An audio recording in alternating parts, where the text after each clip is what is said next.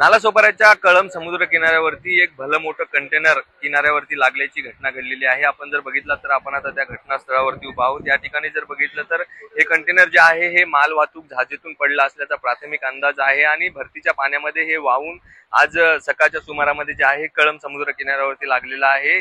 या कंटेनर मध्ये जे आहेत प्राथमिक दृष्ट्या जर पाहायला गेलं तर समोरच्या बाजूने वॉलपेपर असल्याचं निदर्शनास येत आहे, परंतु कस्टम विभागाचे अधिकारी असतील, या ठिकाणचे आरनाळ सागरी पोलीस ठाण्याचे पोलीस कर्मचारी असतील, महसूल प्रशासन असेल, हे सर्वत्र या ठिकाणी पंचनामा करत असताना आपल्याला पाहायला मिळत आहे। आणि आता क्रेनच्या सहाय्याने या कंटेनरला उचलले जाणार आहे आणि या कंटेनरच्या आतमध्ये नेमकं काय आहे हे देखील स्पष्ट होणार आहे। परंतु सकाळच्या सुमारासच हे कंटेनर या ठिकाणी किनाऱ्यावरती लागले असल्यामुळे परिसरातील नागरिकांमध्ये देखील एक भीतीचं वातावरण निर्माण झालं होतं आणि या कंटेनर मध्ये काय आहे हे देखील स्पष्ट होत नसल्यामुळे परिसरातील नागरिकांची देखील या ठिकाणी मोठ्या प्रमाणात गर्दी केल्याचं आपल्याला पाहायला मिळालेलं आहे। आणि आता सध्या जे आहे पोलीस प्रशासन असेल, कस्टम विभाग असेल, महसूल प्रशासन असेल, हे सर्वत्र या कंटेनरचा पंचनामा करून या कंटेनर मध्ये काय आहे आणि कंटेनर कुठून आले याचा सर्व बाबीचा तपास जे आहेत अधिकारी वर्ग करत आहेत।